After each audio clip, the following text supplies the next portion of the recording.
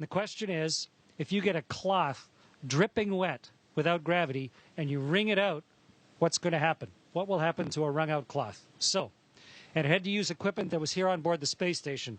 We may have the coolest washcloths ever here on the space station. I'm going to show you.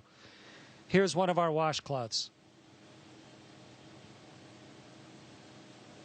And it's compacted. It's put down into this little tiny hockey puck so that it saves space. But when you open up a hockey puck and you pull out your washcloth, this is the one I'm going to use for the experiment today. And so when you open up your hockey puck and turn it into a washcloth, it was compressed in a great big vise somewhere.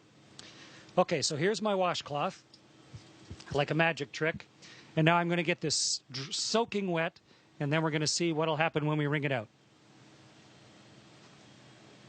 Meredith and Kendra suggested that I dip this in a bag, but bags don't hold water in space. So instead, I filled a water bag. This has drinking water in it. And I'm going to squirt a bunch of water into this washcloth.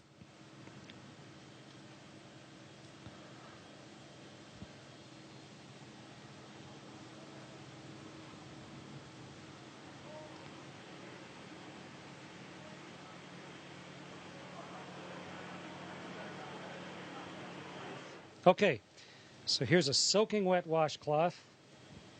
Get the microphone so you can hear me while I'm talking. And now let's start wringing it out. It's really wet.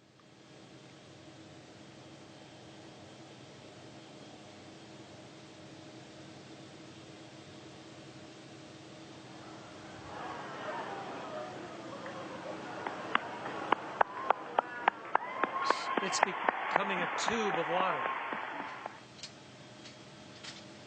The water's all over my hands, in fact. It wrings out of the cloth into my hands. And if I let go of the cloth carefully, the water sort of has it stick to my hand. Okay, so the experiment worked beautifully. And the answer to the question is the water squeezes out of the cloth, and then because of the surface tension of the water, it actually runs along the surface of the cloth and then up into my hand, almost like you had Jell-O on your hands or gel on your hand, and it'll just stay there. Wonderful moisturizer on my hands. And the cloth doesn't really unravel itself. It just stays there floating like a dog's chew toy, soaking wet. Great experiment, worked perfectly. Meredith and Kendra, congratulations. Great idea.